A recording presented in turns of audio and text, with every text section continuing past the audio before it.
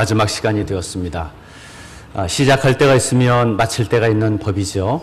태어날 때가 있으면 또 죽을 때가 있는 법입니다. 하나님께서 이렇게 범사의 때를 정하셨습니다. 인생은 참 오래 산다고 할지라도 100세를 넘기기가 쉽지가 않습니다. 또 넘긴다 해도 정상적인 삶을 살 수가 없죠. 그래서 보고 듣고 활동하는데 청년 때부터 40대, 50대까지 그때 정상적인 삶을 건강하게 살 수가 있는데 그 이후에부터는 조금씩 기력이 쇠하여 가죠. 참 인생은 짧습니다.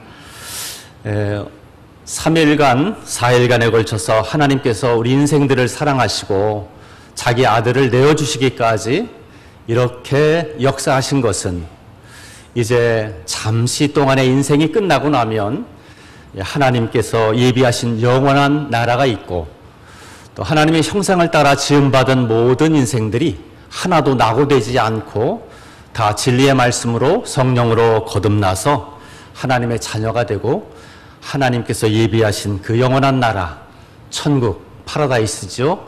그곳에서 성부 하나님, 성자 하나님, 성령 하나님, 그리고 구속함을 받은 모든 성도들이 영원토록 참된 평강과 사랑과 기쁨 속에서 코이노니아, 교제, 생명의 교제를 나누면서 영영토록 살기를 하나님이 원하셔서 오늘도 이렇게 복음 집회를 열어서 여러분들을 초청하고 있습니다. 오늘 어떤 분에게 또 어떤 심령에 하나님의 역사, 말씀이 역사할 줄을 모르겠어요. 원컨대 여기 참여한 모든 구도자들이 진리의 말씀을 다 깨닫기를 바라고 또 성령께서 역사해서 이것이구나 그토록 송도교회 성도들이 위에서 기도했던 이유와 목적이 이것이었구나. 이 마음속에 깨달아져서 거듭남을 체험하고 구원받은 놀라운 축복을 경험하고 하나님의 그 영광 안에 들어가면 좋겠습니다. 지나간 날 동안에 짧은 시간이었지만 우리는 하나님께서 온 우주 만물을 창조하셨고 또 하나님의 형상을 따라 인간을 지으셨다는 말씀을 나누었고요. 그러나 죄 지은 인생이 얼마나 허무하게 죄악과 범죄 속에서 슬픔과 고통 속에서 인생을 마감하게 되는지 잠깐 살펴보았습니다. 그런데 그 인간의 마음속에 영혼을 사모하는 마음이 있다. 그것은 하나님께서 창조하실 때 영영토록 교제하고 생명을 나누고 싶은 그 영원한 파라다이스 천국으로의 초청, 그것 때문인데 하나님의 형상을 따라 지음받은 인생의 심령 속에 그 뿌리와 흔적이 남아있는 거죠. 그래서 영원한 그것을 소망한다는 것은 이 영혼이 하나님을 만나고 싶어 한다고 하는 간절한 소원인 것입니다.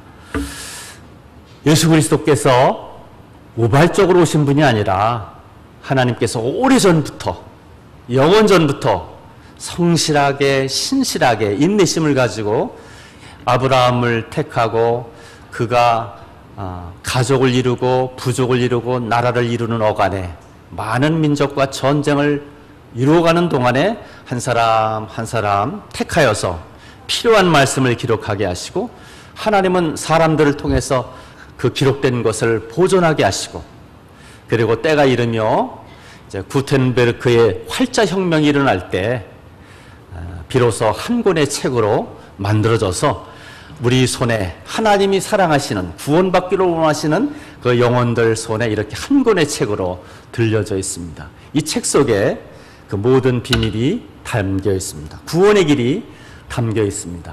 그래서 하나님께서 이 말씀을 통해서 얼마나 성실하게 이 구원자를 예비하셨는지 때가 이름에 여자의 후손으로 태어나게 하시고 그리고 그를 화목제물로 삼으셔서 십자가에 내어주셨는데 그분이 예수 그리스도였죠. 예수께서 돌아가실 때 다 이루었다 이렇게 선언한 말씀을 제가 말씀을 드렸습니다. 죽으셨을 뿐만 아니라 무덤에 묻히셔서 그냥 보통의 사람들처럼 시체가 썩어가듯이 한 줌의 부토로 진토로 되어가듯이 그냥 썩고만 것이 아니라 기록된 대로 예수님은 살아나셨다는 겁니다. 기독교는 하나님을 믿는 종교가 아니라 이 생명의 진리는 부활의 신앙입니다. 그 어떤 종교도, 그 어떤 사람이 만든 종교도 부활에 관한 진리는 없어요. 오직 예수님만이 부활하셨습니다. 그리고 증인들이 있어요. 증거자. 사도 바울이라고 하는, 어제 말씀드린 대로 하나님을 열심히 믿지만 그러나 예수를 믿질 않았죠. 그래서 예수를 반대하는 편에 있었습니다. 그의 신앙은 이랬어요. 내가 하나님께 열심을 보이는 이 신앙을 어떻게 표현할꼬, 하나님께 어떻게 충성을 다하며 그 신앙을 어떻게 표현할꼬. 사도 바울은 저 이단의 우두머리라고 할 예수, 그리고 예수를 추종하는 자들을 붙잡아서 죽이고 옥에 가두고 이렇게 하는 것이 하나님을 향한 믿음인 줄 알고 열심을 냈죠. 그 열심을 내면 낼수록 예수님을 믿는 자들이 큰 순환을 당했습니다. 그런데 그 어느 날 저 다메섹 그곳에 수많은 예수의 추종자들이 모이고 있다는 소식을 들었습니다. 하나님께 열심히 있던 사울, 바울이라고 하는 사람은 그냥 있을 수 없죠. 그들을 체포할 공문을 받아가지고 그들을 잡기 위해서 당당하게 갑니다. 그런데 하나님 아들 독생자 예수 그리스도 부활하신 그분께서 가는 도중에 그를 개인적으로 만나주세요. 그래서 예수가 이단이 아니고 만들어진 자가 아니고 그는 정녕 하나님의 아들이었구나. 그는 정말 메시아였고 구원자였구나. 십자가에 달려 죽은 그 예수는 범죄자로 죽은 것이 아니라 하나님이 보내주신 화목제물이었구나. 어린 양이었구나. 그걸 깨달았습니다. 그래서 그는 편지를 쓸 때 그것이 나중에 성경이 되었습니다마는 이렇게 말하고 있잖아요.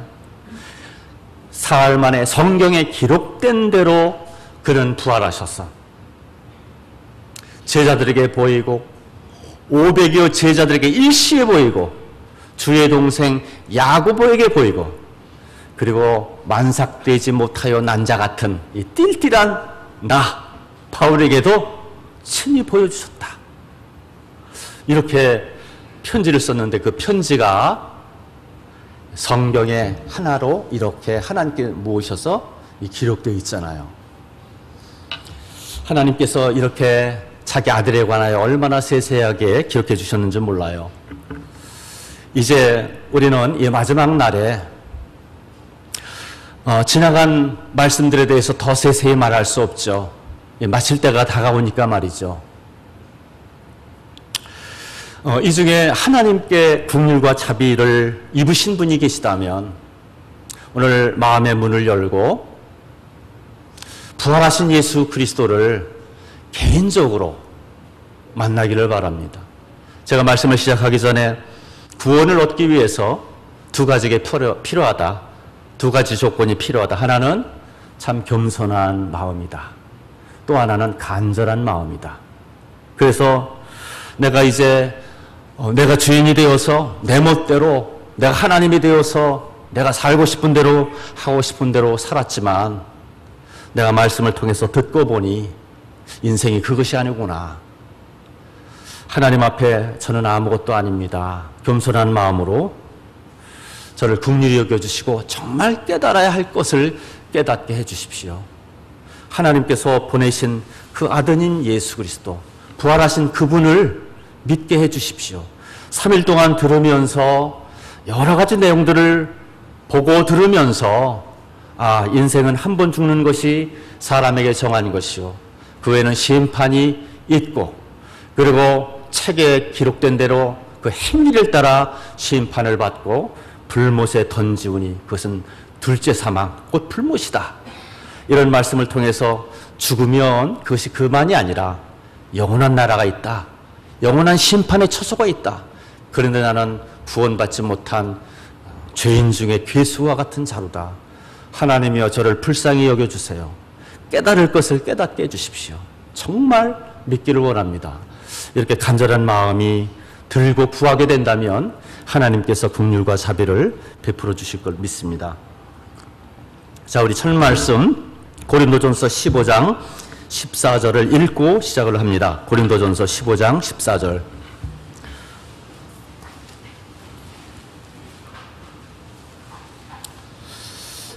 고린도전서 이 책은 편지 형식으로 되어 있고요.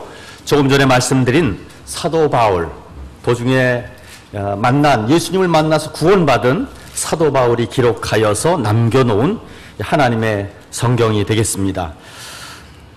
고린도전서 15장 찾으셨으면 고린도전서 15장입니다. 그러면 우리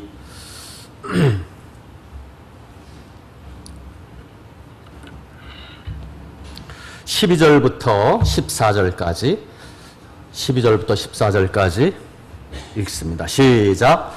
그리스도께서 죽은 자 가운데서 다시 살아나셨다 전파되었거늘 너희 중에 어떤 사람들은 어찌하여 죽은 자 가운데서 부활이 없다 하느냐. 만일 죽은 자의 부활이 없으면 그리스도도 다시 살지 못하였으리라. 그리스도께서 만일 다시 살아나지 못하였으면 우리가 전파하는 것도 헛것이요 너희 믿음도 헛것이며. 15절. 또 우리가 하나님의 거짓 증인으로 발견되리니 우리가 하나님이 그리스도를 다시 살리셨다고 증언하였습니다. 만일 죽은 자가 다시 살아나는 일이 없으면 하나님이 그리스도를 다시 살리시지 아니하였으리라. 네.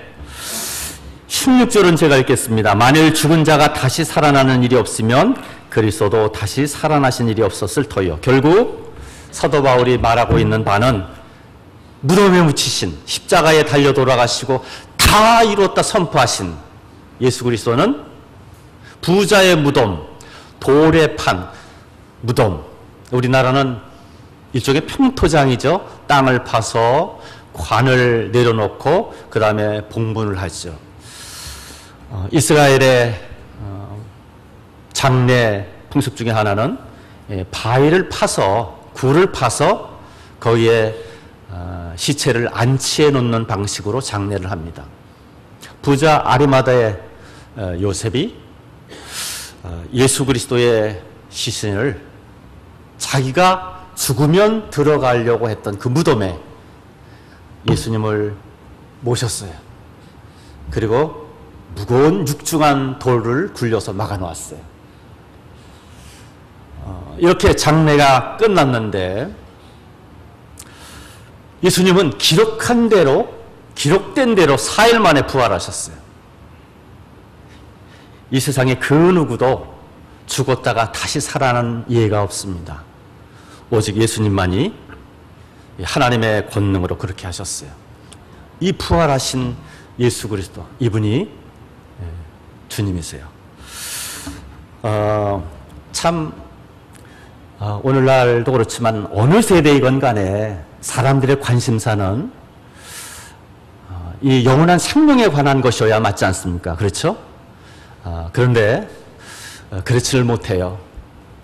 눈에 보이는 것, 당장 내 육체와 관련된 것, 내 삶과 관계된 것, 그런 것에 더 마음이 빨리 가죠. 제가 그것을 생생히 경험한 것은 복음을 전도할 때였습니다. 유난히 기억되는 부분을 말씀을 드리면 우리 성도, 교회 성도님들이 전도에 매우 열심이고 또 열정 있는 것을 볼 때 제가 마음에 큰 도전이 되었습니다.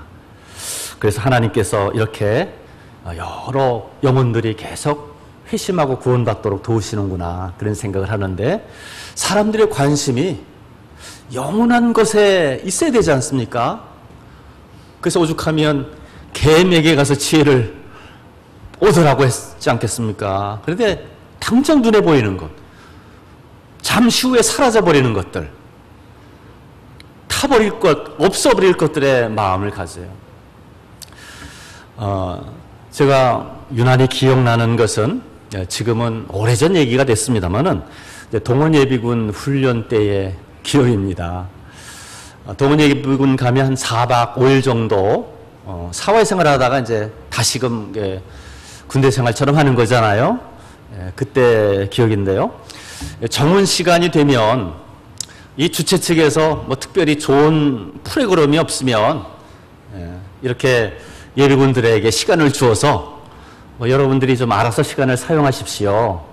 정원 시간에 그럴 때가 있습니다. 아마 국방부에서 알면 징계 조치 내릴 상황이지만 그 상황에서는 그렇게 할 때가 있어요. 그래서 가만히 그게 뭔가 처음에는 제가 몰랐는데 나중에 그런 것이구나. 그걸 알고 난 후에는 제가 정원 시간 되기를 기다렸습니다. 드디어 정원 시간이 됐고 정원 시간을 맡은 그 장교되는 분이 이렇게 주문을 하더라고요.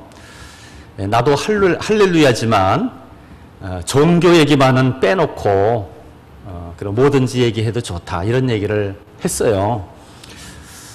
근데 저는 이 정원 시간에 먼저 나가서 복음을 전하려고 첫 번째로 나가서 복음을 전하려고 마음을 단단히 벼르고 있는데 정원 장교라는 분이 나도 할렐루야지만 그 종교 얘기만 하지 마라고. 그러니까 멈칫하게 돼서 우물쭈물하는 사이에 다른 사람이 올라갔어요. 이 사람은 증권회사에 다니던 사람이거든요. 증권을 통해서 어떻게 재산을 불릴 수 있는지를 막 전문가답게 얘기하더라고요. 돌아보니까 예비군들이 평상시에 다른 강의하고 그러면 전부 졸거나 뭐 한두 사람만 듣죠. 눈이 초롱초롱해서 다 보고 있더라고요. 관심사가 되지 않습니까? 그렇죠? 주식 사가지고 어떻게 불릴 것인가? 이거 대단한 매력적인 강의 아닙니까? 또 전문가가 와서 지금 예비군 훈련 받는 사람이지만 전문가가 하고 있으니까 전부 그냥 딱 끝나고 나니까 그냥 수십 명이 몰려가가지고 한 200명이 듣고 있는데 수십 명이 몰려오는 거예요. 야, 인기가 좋구나. 그렇게 생각했어요. 다음 시간, 4시간인데 다음 시간에 또 근데 제가 이제 쉬는 시간에 기도를 했습니다. 주님, 제가 이 좋은 시간을 한번 잘 활용할 수 있게 해주십시오. 두 번째는 한의사 계통의 사람이 와서 또 얘기하는 거예요. 건강에 대해서, 뭐 여러 증상에 대해서 또 1시간 하니까 잘 쳐다보더라고요. 또 끝나고 나니까 또 수십 명이 몰려서 어디가 어떨 때는 뭘 어떻게 지어 먹으면 좋습니까? 막 질문하는데 인기가 대단해요. 제가 또 기도를 하고 이제 세 번째 이건 놓칠 수 없다 하고 이제 있는데 하필 또 정원 장교가 또 끼어들어가지고 그 얘기를 또 하네요. 근데 순간 제 마음속에 이게 생기는 거야. 야, 이거 물러서지 말아야 되겠다. 내가 물러설 내가 아니지. 그래서 올라가자마자 딱 섰어요. 이제 예비군들이 증권에 대한 강의도 들었겠다. 또 한의학에 대한 강의도 들었겠다. 저 사람은 또 뭘 또 가지고 우리를 유익하게 할까 하고 잔뜩 눈이 그냥 총총하게 있어요. 속으로 내가 전할 것 있지. 가장 좋은 것이지. 하고 이제 복음을 시작했습니다. 종말론적 상한이 있잖아요. 그렇죠? 세상 되어지는 때 이런 거. 주님께서 제자들이 나와서 주님 종말 하는데 세상 마지막 때 하는데 그 증거가 뭡니까? 질문하잖아요. 예수께서 여러 가지 많은 사람들이 내 이름으로 와서 무사람들을 속일 것이다. 처처에 지진과 기근이 있을 것이다. 민족이 서로 대적하여 일어날 것이다. 난리의 소문을 듣게 될 것이다. 뭐 이렇게 해서 말씀하시던 내용들 있잖아요. 뭐 아닌가 아니라 지진이 발생 빈도수라든지 여러 역사적인 얘기에서 막 말씀을 시작했는데 반응이 어떻겠어요? 5분도 안 돼서 물러가라, 뭐 치워라, 뭐 욕설까지 나오더라고요. 10분 안 돼서 엄청 욕먹었어요. 그런데 제가 물러설 죄가 아니죠. 결론이 무엇까지 결론이죠? 예수께서 다 이뤘다. 우리 인생들의 죄를 위해서 십자가에서 어린 양으로 모든 짐을 다 담당하시고 돌아가시고 부활하셨다. 부활하신 주님을 믿으면 구원받습니다. 이게 결론이거든요. 이거 결론을 내리려면 한 25분은 걸리거든요. 저는 강단에서 복음 전하고 밑에 있는 분들은 밑에서 같이 공방을 했어요.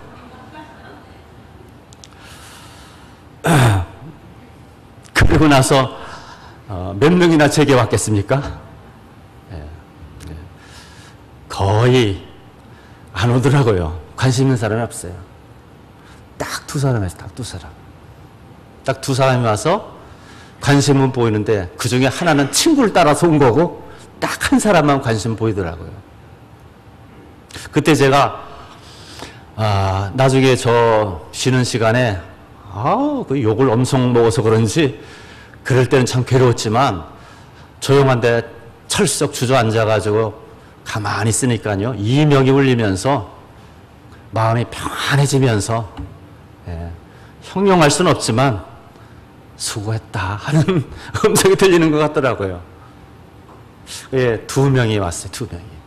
한 사람이 관심을 보였어. 이렇게 대부분의 사람들은 당장 재산을 불리는 것, 건강에 관한 것, 행복에 관한 것 이런 거에 관심을 가지지만 과연 영원한 세계가 있는가? 정말 죽고 나면 천국과 지옥이 있는가? 없으면 뭐 아무것도 아니겠지만 있으면 큰일 아니겠어요? 제가 반복적으로 말씀드리지만 사도 바울의 증언이 그거잖아요. 없으면, 없다고 하면 천국이 없는데 하나님도 없는데 예수님이 부활한 것도 없는데 예수 믿는 사람들이 전하고 한다면 이게 다 헛된 일 아니냐. 가장 불쌍한 일 아니냐. 천국 없는데 예수 믿고 천국 가자고 세상에 이런 미친 발언이 어디 있어요. 그렇지 않습니까?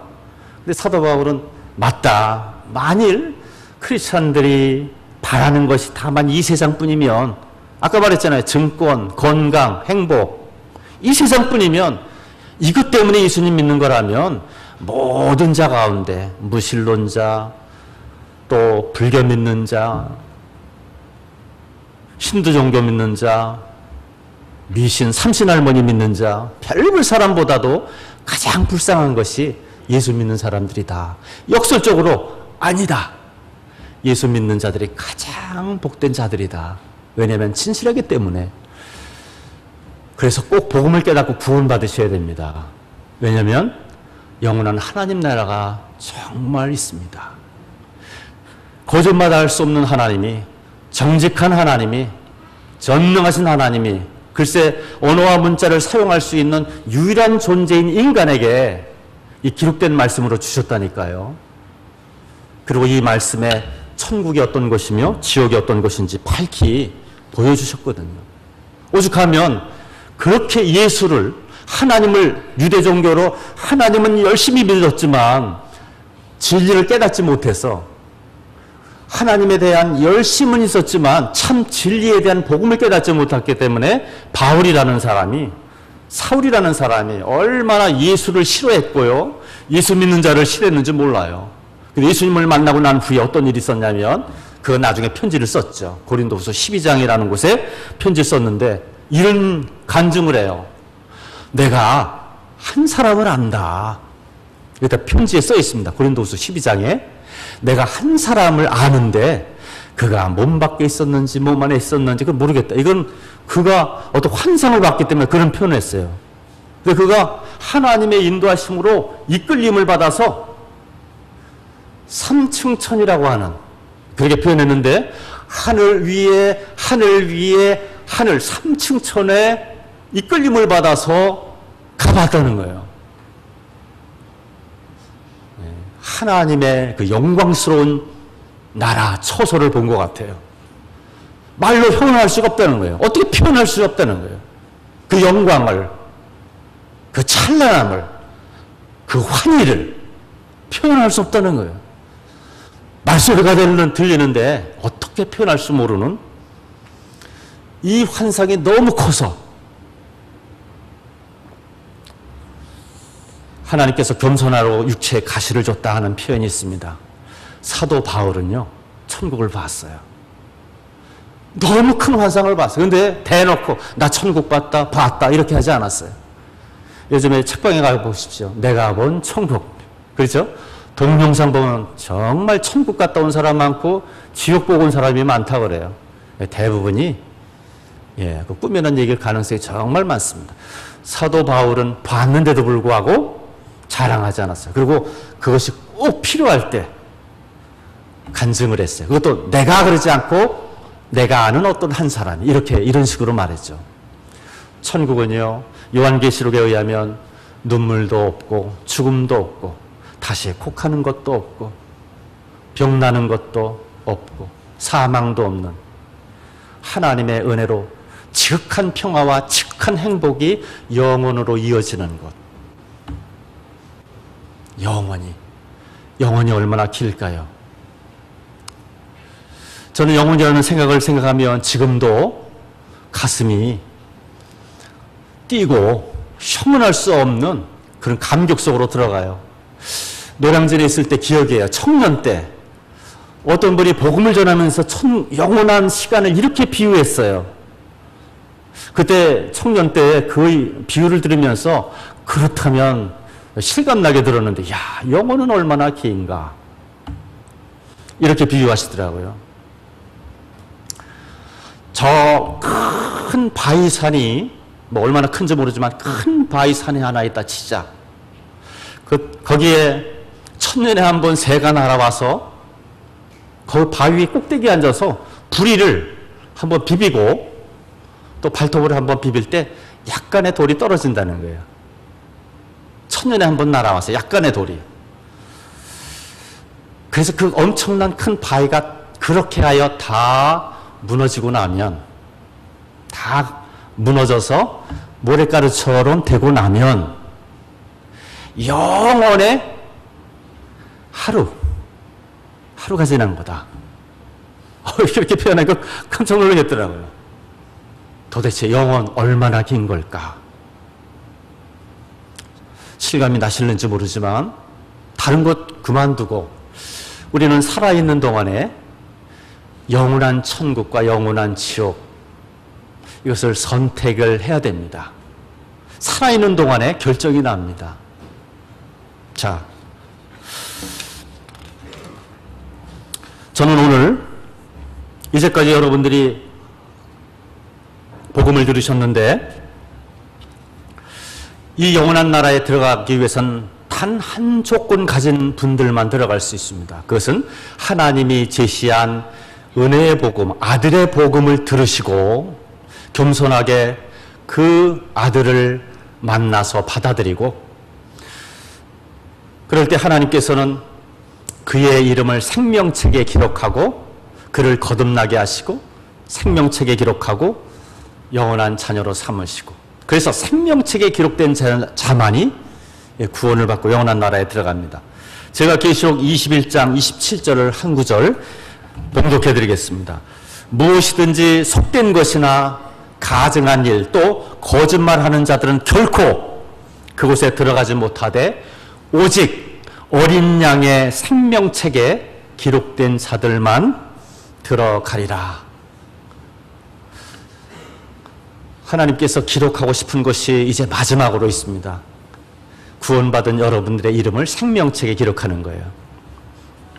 자, 그런데 우리는 내가 참 주인이 누구인지 모르고 이 세상을 삽니다. 그런데 하나님의 말씀을 통해서 볼 때 우리 인생들은 속아 살고 내가 주인인 줄 알지만 사실은 다른 존재를 주인으로 잘못 알고 살아가고 있다는 거예요. 성경은 그것을 밝히 보여주고 있죠. 자, 한번 같이 찾습니다. 내가 깨닫지 못할 때에, 모든 사람이 깨닫지 못할 때에 주인은 누구냐? 성경은 바로 사탄이라고 말하고 있어요. 표면적으로는 주인은 나지만 그러나 성경은 말합니다. 모르는 채 사탄이 주인이 되어서 그 속는 인생을 사는 것이라고. 자, 우리 성경을 한번 찾습니다. 요한복음 10장입니다.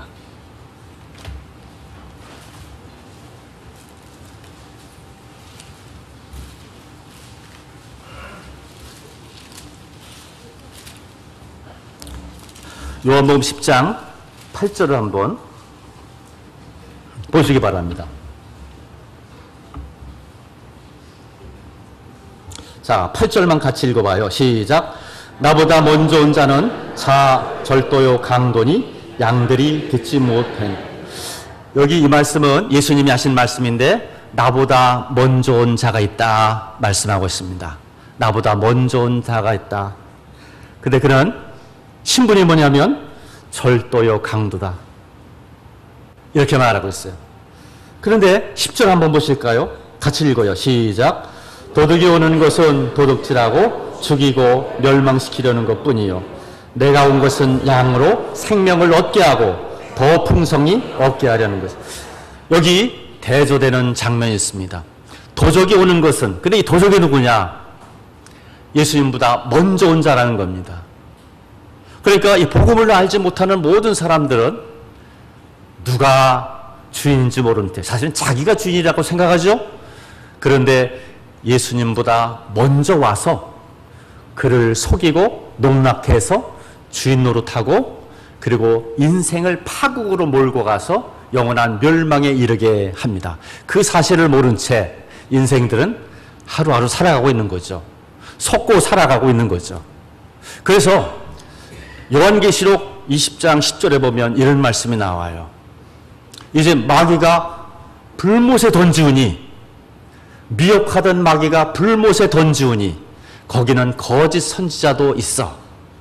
이 말씀은 뭐냐면 마귀는 성경 말씀에 그의 신분을 이렇게 말하고 있습니다. 그는 거짓의 아비요, 속이는 자요, 옛뱀이요, 용이요, 미혹하는 자요. 사탄은 속이는 자입니다. 인생을 속이는 전문가예요.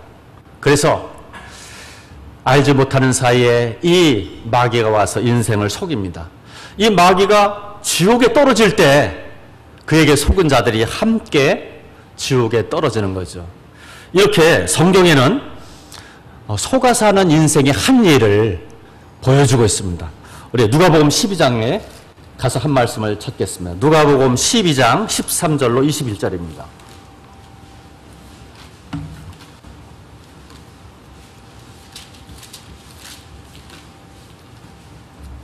누가복음 12장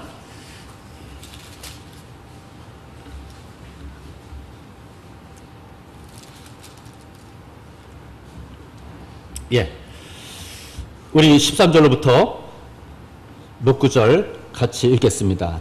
21절까지 좀 길지만 같이 읽습니다. 시작. 무리 중에 한 사람이 이르되 선생님 내 형을 명하여 유산을 나와 나누게 하소서 하니 이르시되 이 사람아 누가 나를 너희의 재판장이나 물건 나누는 자로 세웠느냐 하시고 그들에게 이르시되 삼가 모든 탐심을 물리치라. 사람의 생명이 그 소유에 넉넉한 데 있지 아니하니라 하시고 또 비유로 그들에게 말하여 이르시되 한 부자가 그 밭에 소출이 풍성하며 심중에 생각하여 이르되 내가 곡식 쌓아둘 곳이 없으니 어찌할꼬 하다가 또 이르시되 내가 이렇게 하리라. 내 곡간을 헐고 더 크게 짓고 내 모든 곡식과 물건을 거기 쌓아두리라. 또 내가 내 영혼에게 이르되 영혼아 여러 해 쓸 물건을 많이 쌓아두었으니 평안히 쉬고 먹고 마시고 즐거워하자 하리라 하되 하나님은 이르시되 어리석은 자여 오늘 밤 내 영혼을 도로 찾으리니 그러면 내 준비한 것이 누구의 것이 되겠느냐 하셨으니 자기를 위하여 재물을 쌓아두고 하나님께 대하여 부여하지 못한 자가 이와 같으니라. 한 부자의 생애를 짧게 소개하고 있는데요. 여기 소개한 대로 더 이상 쌓아둘 곳이 없으니까 창고를 더 크게 짓고 그래서 완벽하게 준비했습니다. 그러니까 결론적으로 말하면 이제 남은 생애를 편안히 쉬면서 지내도 좋을 만큼 다 준비가 된 거죠. 그러니까 오늘날 모든 사람의 부러움 대상이 아닙니까? 맞죠? 부러움의 대상이죠. 너 수고할 필요가 없으니까 그냥 쌓아놓은 거 가지고 요생을 보내면 되니까. 이런 모델은 현대인, 모든 현대인들이 그 바라는 이상적인 모습이잖아요. 그렇죠? 사실 우리가 하루하루 살면서 또 삶을 이루어 가기 위해서 수고하고 애쓰는 것이 얼마나 고단하고 힘듭니까? 한 달의 월급을 받기 위해서 우리가 투자해야 하는 그 수고와 애씀이란 말할 수 없죠. 일도 그렇거니와 직장에서의 인간관계, 그 말할 수 없는 고뇌. 그래서 하루에도 몇 번씩 사직서를 쓰고 싶은 것이 뭐 한두 번이겠습니까? 그러나 그러다가도 씀씀이를 생각하면 그래서 참고 견디면서 쉽지 않은 일이란 없죠. 그런데 이 부자는 다 끝난 거예요. 쉴 날만 남은 거예요. 그래서 이렇게 본인 스스로에게 말하는 거예요. 자족해서 야, 뭐 이 정도면 되지 않았냐? 이렇게 자기 스스로 말합니다. 내 영혼아, 뭐 이 말하면 됐지, 다 됐지. 이제는 먹고 마시고 즐기고 여행도 다니고 즐거움을 찾아서 미식가답게 이렇게 즐기자는 거죠. 정말 표면적으로 너무 행복한 모습입니다. 그런데 그의 문제는 무엇입니까? 그의 영적인 문제는 뭐예요? 그가 썩어질 세상 것으로는 부자일지 모르지만 하나님을 향해서는 부여치 못하다는 거예요. 준비가 안 됐다는 거예요. 없다는 거예요. 영혼에 대한 해답을 가지고 있지 않다는 거예요. 영혼을 향한 아무런 대책이 없다는 거예요. 하나님께서 오늘 밤 내 영혼을 도로 찾으리니, 이 말은 뭐죠? 죽음이죠. 도대체 우리 인생 중에 누가 자기의 죽음을 예측하는 사람이 있을까요? 오늘 밤 내 영혼을 도로 찾으리. 하나님은, 전능하신 하나님은, 우리를 창조하신 하나님은 우리의 출생과 사망, 인생의 모든 것을 주관하시는 주권자 하나님이세요. 창조자 하나님이세요. 하나님은 우리를 낱낱이 아세요. 시편 139편에 보면 하나님께서는 우리의 심장을, 폐부를 통촉하시고 또 우리를 조성하실 때 태 속에서 처음 조성하기 전부터 우리를 아셔요. 안고 일어섬을 아셔요. 우리의 행위, 우리의 생각, 일체를 다 아시는 전능하신 하나님이에요. 그 앞에 피할 자가 없죠? 이런 하나님 앞에서 이 부자는 도무지 아무런 준비가 없어요. 그리고 그날 밤이 그가 죽는 날이 되는 거죠. 그러면 어떻게 될까요? 그는 죄의 삭스로 영원한 심판에 이르게 됩니다. 사실 이 노인의 실제 주인이 누구입니까? 이 노인을, 이 사람을, 이 부자를 속여온 자가 누구죠? 이게 전부라고. 속여온 자가 누구죠? 마귀예요. 그래서 오늘날도 예술, 어떤 창작, 어떤 전문 분야, 이것을 인생의 목표로 삼고 이것이 전부라고 여기서 톱이 되고 이름을 내고 그럼 인생이 의미 있는 거라고 하면서 전력 투구합니다. 사실은 그 배후에 속이고 있는 자가 있다는 사실을 몰라요. 그러나 말은 나는 내 주인이다. 나는 자유롭게 사고할 수 있고 생각할 수 있고 내 인생을 계획하고 내 마음대로 조종할 수가 있다. 왜? 내 인생은 내 것이니까 라고 말하지만 속이는 자 마귀에 의해서 속고 있는 거죠. 성경은 보여주고 있어요. 나보다 먼저 온 자가 있다. 그는 절도요 강도다. 그는 왜 왔냐? 그는 도적질을 하고 속이고 죽이려고 왔다. 망하게 왔다. 그 증거가 어디 있어요? 계시록 20장 10절에 그 미혹하던 마귀, 누굴 미혹했어요? 마귀가. 사탄이 누구를 미혹했다는 말입니까? 뭇 인생들이죠. 사람들을 속인 거죠. 성경을 보면 마귀의 갈 곳은 지옥입니다. 지옥은 그를 위해서, 그의 추종자들을 위해서 만든 것이 지옥이에요. 그래서 가는 거죠.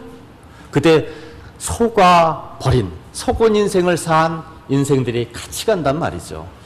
이런 비극이 어디 있습니까? 이 부자도 그렇게 처할 운명에 떨어지는 겁니다. 우리 중에도요, 오랫동안 복음을 들으면서 여전히 마음의 문을 열지 않고 뭐 다 그런 것이지 뭐 하면서 이렇게 생각할 수 있어요. 뭐 인생을 살 만큼 다 살고 이제 더 이상 희망이 없을 때쯤에 가서 불교든 기독교든 카톨릭이든 뭐 이렇게 하나 적당한 거 선택해서 그러면 되겠지라고 생각하는데 이게 속는다는 거예요. 속아. 왜 그렇죠? 그러기 전에 그 생명이 끝나버릴 수 있기 때문에 그래요. 자, 하나님의 말씀이 얼마나 귀한지. 마귀가 제일 싫어하는 것이 뭘까요? 자기 정체를 낱낱이 고발하고 있는 성경을 매우 싫어해요. 그래서요, 사탄이 사용한 역사적인 일 중에 하나는 성경을 없애버리는 것이었습니다. 사악한 유대, 사악한 왕들을 통해서. 어떤 왕은요, 사관이 두루마리를 읽으면 한 번 읽고 두 줄 읽고 세 줄 읽으면 찢어서 버리고 또 읽고 찢어버리고 아예 두루마리 성경을 막 찢어가지고 폐하려고 했어요. 세상의 왕들도 그런 왕들이 많이 있었습니다. 하나님의 말씀을 폐하려고 하는 사람들이 정말 많이 있었어요. 그런데 하다못해 어떤 유럽의 사상가가 그렇게 했다죠. 볼테르입니까? 그 무신론자, 반기독교주의자인 볼테르라는 사람이 성경이 너무 싫은 거예요. 하나님도 싫고, 아까 전에 말씀드린 하나님의 하자도 싫고, 예수님의 예자도 싫은 거예요. 소원이, 다 없어졌으면 좋겠다 하면서, 그가 이렇게 말하죠. 적어도 100년 후에는 이 성경이라는 것은 박물관에 가야 구경할 수 있을 정도로 없어버릴 것이다. 이렇게 장담했대죠. 저주했대죠. 뭐 그렇게 말한 걸 기억한 사람이 누가 있겠어요. 그렇지만 하나님은 그걸 기억하셨습니다.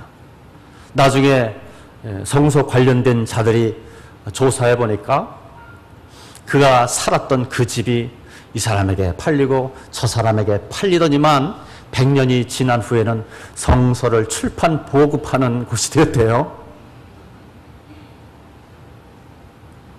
하나님 앞에 이 한마디가 얼마나 엄중한지 아십니까? 하나님은 낱낱이 듣고 계시고 통촉하십니다. 그래서 하나님은 어떤 하나님이라고 제가 별명 붙였다 그러죠? 기록의 하나님이에요. 기록의 하나님. 그래서 계시록의 20장에 보면 뭐라고요? 나중에는 다 구원받은 자들은 생명에 부활해서 휴거돼서 가고요. 기다렸다가 구원받지 못한 자들은 사망의 부활이라는 걸 합니다. 죽었다가 살아나요. 하나님 앞에 심판받기 위해서. 거기 가면 책과 책들이 펴져 있어요. 하나는 생명책이고 하나는 책들이에요. 근데 요한계시록은 이렇게 기록하고 있습니다. 사람들이 그 책에 기록된 대로 무섭지 않아요? 낱낱이 기록되잖아요. 자, 고린도후서 4장 4절인데 사탄이 이 성경책을 싫어하는 이유가 이래서 싫어해요. 왜? 자기의 정체를 낱낱이 고발하거든요. 고린도후서 4장 4절입니다.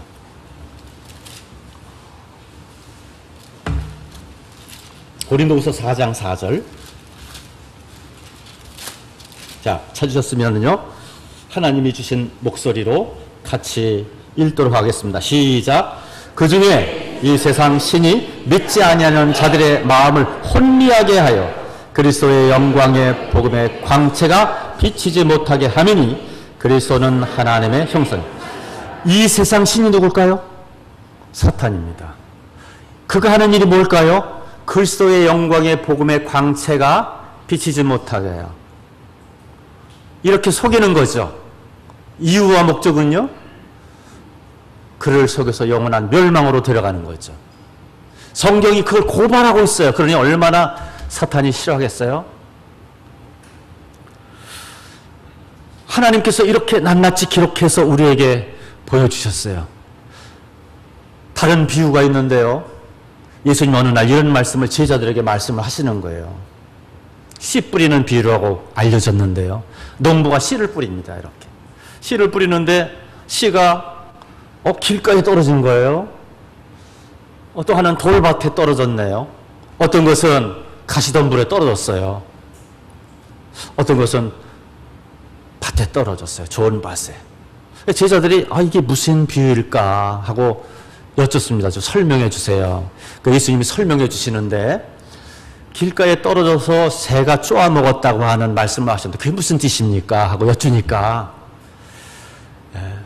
농부는 복음을 뿌리는 자를 말하고 씨는 복음을 말한다고 그랬어요. 복음, 예수 그리스도의 복음, 십자가의 복음, 아들의 복음, 영광의 복음, 구원의 복음. 복음이 씨 비유됐는데요. 딱딱한 길가에 떨어졌어요. 그런데 새가 쪼아 먹었다는 의미가 뭔가 했더니 복음을 듣고 하나님의 말씀을 듣고 진리의 말씀을 들었는데도 마음이 강팍했어. 고집이 있어서 듣기는 들어도 마음을 내어주지 않고 딱딱한 길과 같은 거거든요. 안 깨달아지는 거죠. 못 깨닫는 거죠. 그냥 표면에 그냥 씨가 있는 거죠. 새가 톡 쪼아먹어 버렸어요. 그걸 설명해 주시는 거예요. 마귀가 사탄이 그 말씀을 빼앗아 간다는 거죠. 복음을. 새가 쪼아먹듯이. 고린도후서 4장 4절 말씀이 그겁니다. 영광의 복음의 광채가 비치지 못하게 하여. 그러면 구원 못 받는 거죠. 어쨌든 이렇게 나와서 복음을 듣는다는 것이 얼마나 귀한지 모르겠어요. 한 예를 들겠습니다. 어떤 카톨릭 신부님이 이제 큰 결정을 하고 자기가 있던 곳에서 신앙의 변화를 보이니까 위협을 느끼게 됐어요. 그 조직으로부터. 내가 이것을 빨리 탈출해야 되겠구나 하고 탈출했어요. 그래서 후일에 그가 목회자가 됐습니다. 무슨 일이 생겼는가? 이야기는 어렸을 때로 돌아가는데 그가 7살 때 어머니가 돌아가셨어요. 그 7살 때까지 봤던 어머니는 어린 노인이긴 하지만 매우 성실한 카톨릭 신자였어요. 엄마가. 그래서 날마다 성당에 가는 것, 신부님들이 와서 미사하고, 집에 와서 미사는 어떻게 하는지 모르지만 하여튼 카톨릭 행사하고, 어머니가 많이 드리고, 7살짜리지만 어린 나이에 보니까 하여튼 그 중심으로 사시는 엄마였던 거예요. 어린 마음에도 하여튼 우리 엄마는 열심이다 할 정도의 모습이었다는 거죠. 근데 7살 때쯤에 엄마가 돌아가시게 되는데 그때 충격적인 경험을 해요. 그건 다른 게 아니라 엄마가 갑자기 아파서 그러시더니 신부님을 불러 모시고 오라. 그래서 신부님을 모시고 왔어요. 그럴 때 드리는 미사 같은 거 있잖아요. 뭐 축사 같은 거라든지 병 났을 때 하는. 그런데 한 번, 두 번, 세 번 해도 아무런 변화 없는 거예요. 그런데 정작 중요한 것은 뭐냐면 엄마가 절명하기 직전, 엄마가 돌아가 숨 끊어지기 직전 그 모습이 이 7살짜리 아들의 마음에 명확하게 사진 인화되듯이 인화된 거예요. 후에 그걸 기억하는데 엄마의 그 모습은, 돌아가실 때 그 모습은 평안한 모습도 아니에요. 아름다운 모습도 아니에요. 완전히 고통과 두려움과 공포에 일그러진 어린 마음에다 우리 엄마가 저럴 수가 있을까 할 정도로 아주 무서운 모습이었던 거예요. 다가가기 힘든. 그리고 돌아가셨어요. 그때 뭔가 하나 의심 같은 것이 쿵 찍혔는데 그 당시는 몰랐죠. 엄마가 이렇게 유언하고 돌아가신 거예요. 우리 아들을 대학 과정 거쳐서 이제 신부가 되게 해달라고 이렇게, 그리고 모든 재산을 이렇게 드린 거죠. 이 아이는 이제 그쪽에 의탁된 거예요. 그 때가 되니까 그 계통의 학교 다니고 또 유언했기 때문에 가톨릭 신학대학 가고 뭐 이렇게 된 거예요. 근데 신학대학에서 이런 일이 있었던 거죠. 기숙사에 머무는데 자고 있는데 누가 자기 몸을 더듬는 거예요. 깨워보니까 기숙사 사감이에요. 남자 신부님. 놀래가지고 말을 못하고 한두 번이 아니에요. 그래서 상담하는 교수님에게 얘기했나 봐요. 근데 조용하라고, 덮으라고. 그래서 이건 아니다. 그때에 7살 때 돌아가신 엄마가 기억나는 거예요. 그때 뭐냐면 한 가지 붙는 거예요. 영혼의 문제가 해결되지 않고 돌아가신 거구나 한 거예요. 다시 말하면 구원받지 못하고 돌아가셨구나 한 걸 안 거예요. 그래서 그 비밀을 찾으려고 이분이 성경을 본 거죠. 성경을 보니까 그가 만난 것은 이거였어요. 어떤 율법이나 제도나 종교의 방식이나 그것이 아니라 오직 하나님께서 보내신 자 예수 그리스도, 창세기 때부터 계속 말씀하신 오리라 오리라 하신 그 하나님의 어린 양, 십자가에서 세상의 모든 죄를 다 담당하시고 돌아가시고 기록된 대로 부활하신 그 예수를 믿는 것만이 유일한 길이구나 알았어요. 요한복음 14장 6절, 내가 곧 길이요 진리요 생명이니 그 누구든지 그 아무든지 나 예수로 말미암지 않고는 아버지께로 올 자가 없느니라. 이런 복음을 통해서 이게 구원이구나 하는 걸 알았어요. 우리 엄마가 7살 때 돌아가신 우리 엄마가 이걸 모르고 돌아가셨구나. 그래서 얼굴이 그랬구나. 그 숨 끊어질 때가 그렇게 절망스러웠구나. 그걸 아신 거예요. 그래서 그는 탈출했어요. 거듭나야 합니다. 구원받아야 돼요. 다시 말하면요, 마귀는 속인다고요. 어떻게 속이는지 아세요? 불교도에는 그렇지, 도대체 인생의 종교 중에 불교처럼 심오한 종교가 어디 있단 말인가? 너 잘 선택했어. 그렇게. 하지만 성철 스님이 쓴 열반시를 아십니까? 스님들이 돌아가실 때 열반시라고 하는 것은 그동안 갈고 닦았던 모든 신앙에 대한 총결산을 집약한 거예요. 그걸 보면 결론을 아는 거예요. 그렇죠?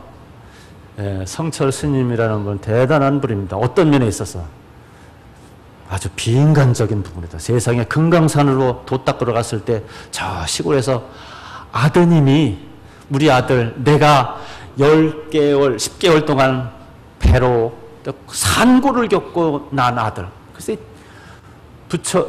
불교로 가겠다고 호련히 떠나가서 이제 금강사로 가니까 한 번이라도 보고 죽자고 어머니가 찾아가셨다네요.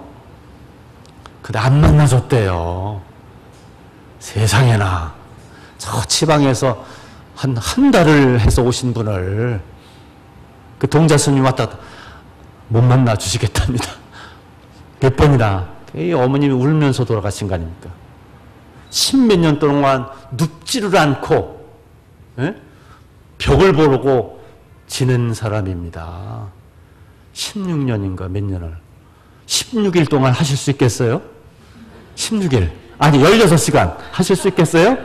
아유, 난 1시간 16분도 안 되겠어요. 그런데요, 문제는 그가 남긴 열반시 아시죠? 그렇죠? 제가 뭐라 그랬나요? 그의 신앙의 총결산이다 이거예요. 근데 그 풀면 이렇잖아요. 내가 무수한 젊은이들을 속여서, 무수한 남녀들을 속여서 그 죄가 불교에서 말하는 그 수미산, 그 수미산을 넘치고도 남는도다. 나는 무간지옥에 떨어져 천갈래 만갈래 찢어지는데 붉은 것 산에 걸려 뭐 흐르는도다 이런 식으로 썼어요. 잘 들으셨죠? 예, 느낌이 어떤가요? 느낌이 어떠세요? 예? 처절, 예, 맞아요. 이 열반시를 그렇게 썼어요. 그게 그의 신앙의 결산입니다. 그러면 그가 의도한 것을 성취했을까요? 아닐까요? 성취했는데 그런 식으로 써요? 아까 제가 말을 잘못 드렸나 보다. 다시 들으면 수많은 남자를 속였다니까요? 속였다고 그랬잖아요. 맞죠? 예, 그거 좀 후회하고 있는 거예요. 그 죄가 수미산은 불교에서 말하는 그 상상 속에 나오는 가장 높은 산이에요. 그 수미산을 넘친다니까요, 자기 죄가. 그리하여 무간지옥은 무적행 같은 거 아닙니까? 무간지옥, 뭐 칸이 없는. 예? 밑에 뭐 칸이 없어요. 무적행. 거기에 떨어졌다는 거예요. 그리고 천갈래 말갈래 그의 영혼 심령이 찢어지는 고통 중에 있다는 거예요. 붉은 것이 산에 걸려서 뭘 말하는지 모르지만 이 지금까지 말한 것을 더 강화시키죠. 그죠? 네. 불가에서는 영으로 취급하시지만 청년 때 제가 보니까 그거는 성공했거나 이루었거나 그래서 권하고 싶은 내용이거나 그런 건 아니더라고요. 동의하십니까? 뭐 동의를 안 해도 그건 분명히 아닌 거예요. 속은 거죠. 속은 거죠. 속은 거죠. 그리스도의 복음의 광채가 비치지 못하게 하고, 그렇지, 불교처럼 심오한 종교가 어딨냐. 잘 선택한 거예요. 어떤 분은 무신론자로 어디서 신이 있기는 주목을 믿지, 이렇게 속이는 거라니까요. 근데 그런 속이는 것은 뭐 어쨌든 뭐 권할 내용은 아니지만 어정쩡하게 장로교나 뭐 이렇게 비난하는 것이 아니고 사실을 말씀을 드리는 겁니다. 뭐가 됐든지 간에 내가 해서 뭐 집사요, 권사요, 장로요, 뭐 교회를 몇 개 개척했고 얼마 헌신했고, 그러니까 어떤 분에게 언제 그리스도를 만났습니까? 언제 거듭나셨나요? 언제 하나님 자녀가 되셨나요? 이런 질문을 하면 그 뜻을 모르니까 자기 경험을 얘기하는 거야. 제가요, 교회를 3개나 개척하고요. 군대 있을 때 제가 같이 근무 초소에 나가면 이제 고참이 됐을 때 좋은 점은 뭐냐면 뭐 신참이라든지 이렇게 오면 한 겨울밤에 5시간, 6시간 초소에만 있으니까 참 좋지요. 먼저 네 인적사항을 다 들어주고 그 다음에 복음을 전하니까요. 근데 한 청년이, 한 사람이, 일병이 그렇게 얘기하더라고요. 저는 기독교를 믿지 않아요. 왜 그러냐? 말 안 해요. 근데 이제 근무 갈 때 뭐 이렇게 잘해주고 하니까 나중에 얘기하더라고요. 우리 할아버지께서요, 교회를 그 돈으로 여러 채 졌어요. 그런데 교회 사람들이 교회 목사를 통해서 그런 교회 사람들이 다 뺏어갔어요. 이유는 모르겠지만 그렇게 이 손자는 알고 있어요. 그래서 자기는 하나님과 관계없다고 이렇게 얘기하더라고요. 이 친구도 뭔가 속는 거죠. 이렇게 속습니다. 그래서 내가 개신교 격려, 교회 다닌 지가 20년 된다, 30년 된다 해도 마땅히 깨달아야 할 그리스도의 복음, 십자가의 복음, 아들의 복음, 영광의 복음, 이걸 알지 못하면 아니라는 거죠. 아까 그 소년이 제가 꾸며낸 얘기가 아니라 실명을 대면 알베르토 리베라라고 하는 분이에요. 그분이 엄마가 구원받지 못하고 돌아가신 걸 알고 자기도 아니라는 걸 알았어요. 신부가 됐지만. 그러니까 이런 속임수가 만연하고 있다는 거예요. 오늘 여기 참석한 분들 중에도 하여튼 주님이 말씀하셨잖아요. 예수님이 내가 와야 되는데 나보다 먼저 온 자는 다 절도요, 강도다, 사탄이다, 속는 거다. 그거예요. 내가 지성적인 내가, 예리한 내가, 영민한 내가 속다니 말이 안 돼. 나는 그게 속은 적도 없어. 그게 속는 거라니까요. 주인이 바뀌어야 되는 거예요. 주인이 바뀌어야 돼요. 이런 현실 속에 있습니다. 주인이 바뀌어야 됩니다. 이제 주인이 바뀐 한 예를 한번 들어보려고 해요. 성경에 있는 내용이에요. 자, 성경에 그분에 대한 이야기를 왜 써놓았을까? 중대한, 엄청난 메시지가 있어요. 누가복음 23장을 펴시겠습니다. 누가복음 23장. 예. 제가 이렇게 몇 장 펴시겠습니다 하면서 드는 생각은,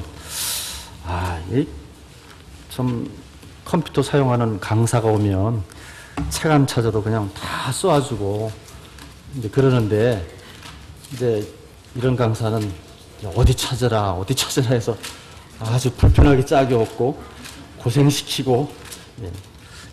근데 고생하면서 찾으면 또 의미가 있어요. 누가복음 23장 39절부터 보겠습니다. 39절부터 찾으셨으면요, 같이 읽겠습니다. 시작.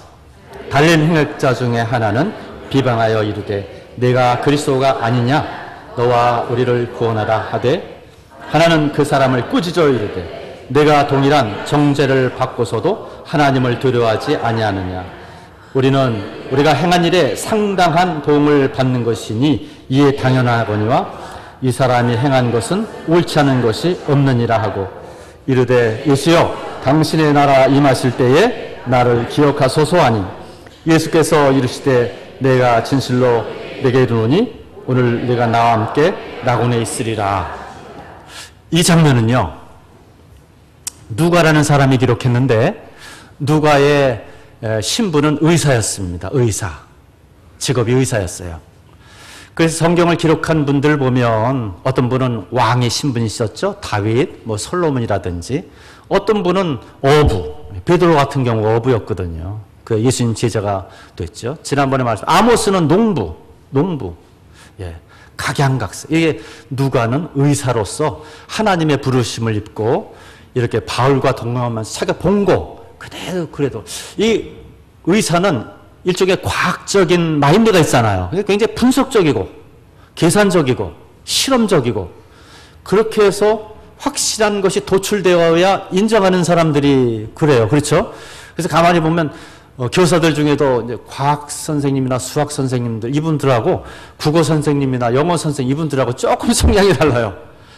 여기도 영어 선생님 계시는데, 어제 그쪽 계통의 선생님들은 문학적이고 시적이고 이런 쪽에 좀 많이 이렇게 기우는데, 과학 선생님, 수학 선생님 이런 분들은 그런 거 좀 싫어해요.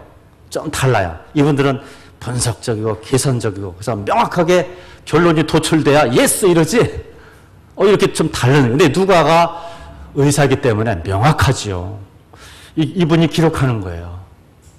이분이 성령의 인도 받아서 기록하는데, 예수님이 십자가에 달릴 때 양쪽에 두 강도가 같이 달렸다고 기록하고 있어요. 다른 성경을 보면 두 강도가 같이 비난해요. 강도들이.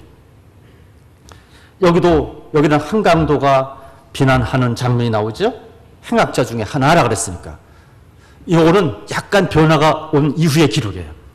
처음엔 둘 다 비난하다가 한 사람의 마음이 변했어요. 그런 상황입니다.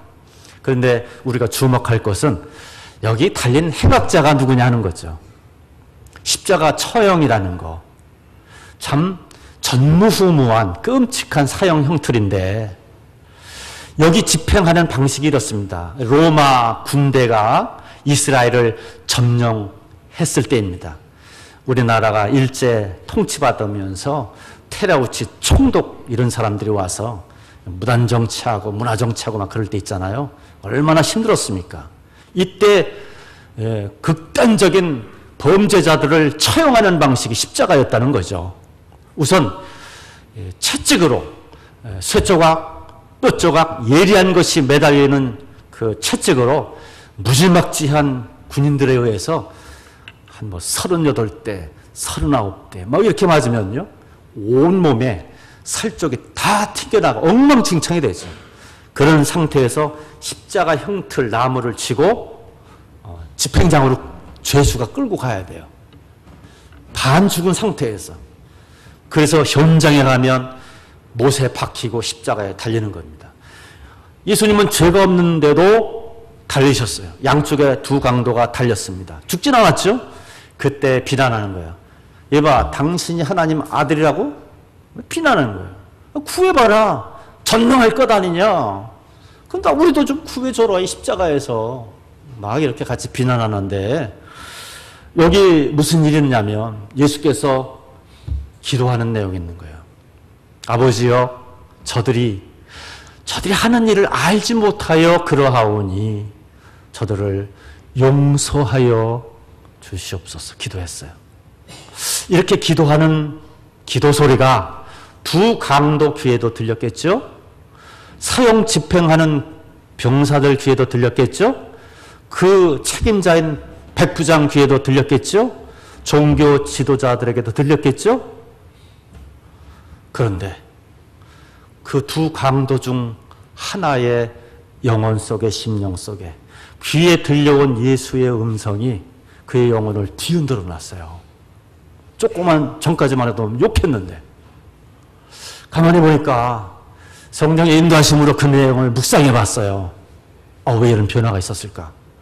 유대 사람들이라고 하면 보통 어렸을 때부터 율법을 배우잖아요. 그렇죠?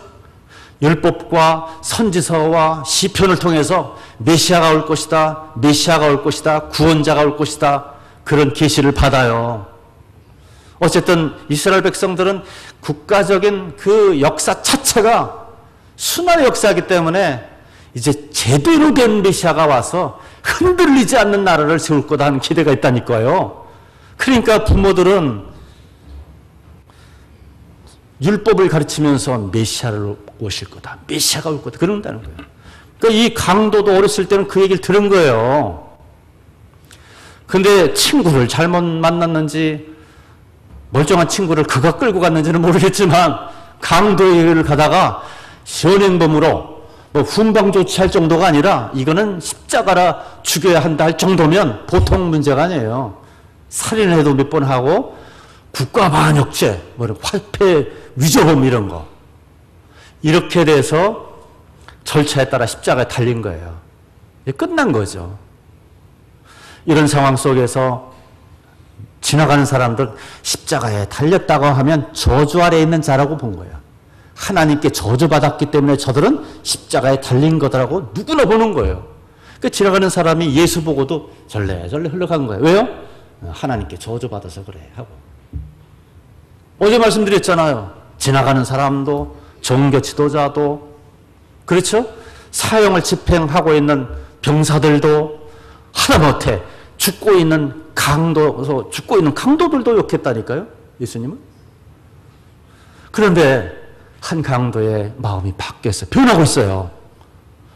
하나님의 은혜가 임한 거죠. 분명히 이 강도의 심령 속에 퍼뜩 깨달아지는 게 있는 거예요. 그러면 이분이 메시아인가? 어렸을 때 들었던 그리고 잊혀졌던 마음과 기억 속에 흔적처럼 남아있던 것이 이 죽어가는 이 십자가 현장에서 퍼뜩 살아나는 거예요. 그래서 그럼 이분이 메시아인가? 이런 생각이 든 거죠. 그 생각이 든과 더불어 하나님의 은혜가 임해서 성령이 임해서 확신을 갖게 되는 거죠. 맞다. 그의 음성, 하나님 아버지여, 저들이 하는 죄를 알지 못하여 그러하오니 용서해 주십시오 라고 하는 기도 내용이 하나님이 보내신 자 메시아가 아니고는 할 수 없다고 하는 것임을 강도가 알게 된 거죠. 하나님이 도우신 거죠. 이 절박한 가운데 있는. 눈이 탁 떠진 거예요. 변한 거예요. 그래서 강도한테 조용해라. 이제 처음에는 같이 비난했지만 조용해라. 너와 나는 이렇게 죽는 게 마땅하지만 이분은 아니야. 이렇게 된 거죠. 죽어가는 마당에 뭐 할 수가 없어요. 근데 사실은 사실이니까. 중요한 건 깨달음이 왔으니까. 그리고 죽어가는 마당에 예수께 말합니다. 주여, 당신네 나라 가실 때 여기까지 믿어진 거예요. 당신의 나라 어딜까요? 천국이에요. 천국. 이 강도가 어느새 그까지 믿어진 거예요. 우리가 믿기 전에는 성경의 모든 내용들이 안 믿어져요. 예컨대 처녀가 잉태했다는 것부터 자체가 아닌 땐 굴뚝에 연기 날 수가 없잖아요. 그런 속담도 있지만 연기 난다. 누군가 불 때는 거야. 인과관계. 그렇죠? 아궁이에 불 안 되는데 연기 난다. 이건 뭐예요? 인과관계가 안 돼. 아궁이에 연기 난다. 반드시 아궁이에 불 뗀다. 인과관계예요. 근데 처녀인데 그냥 혼자만 가만히 있었는데 근데 잉태했다.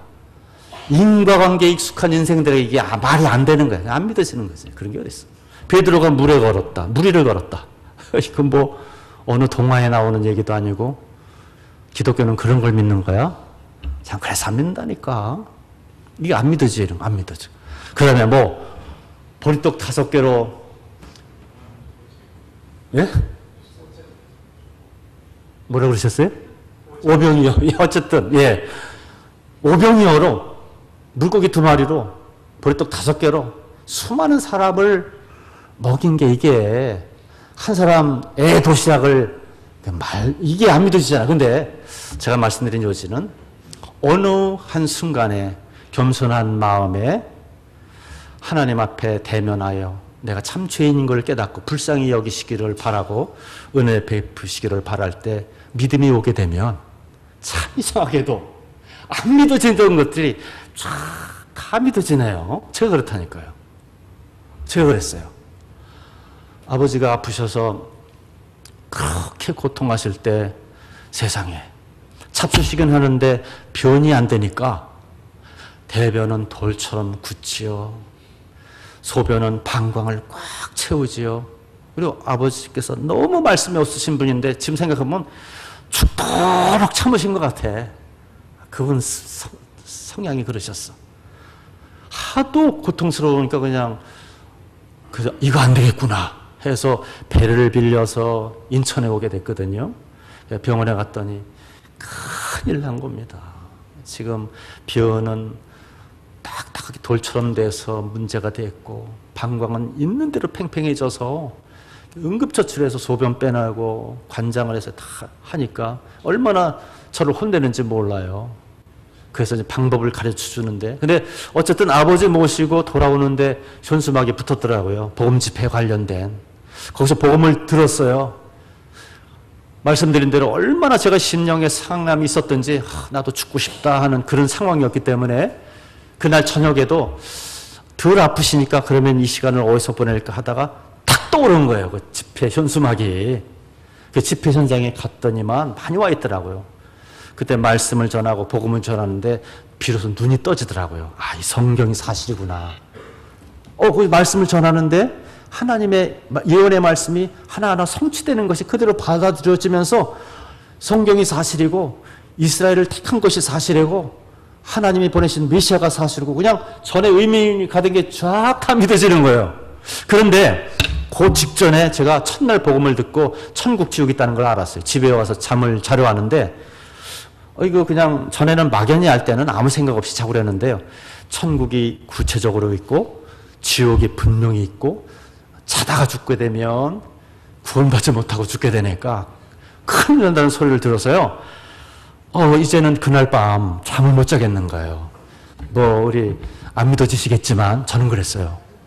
못 자겠어요. 안 믿어지시죠? 이 말이.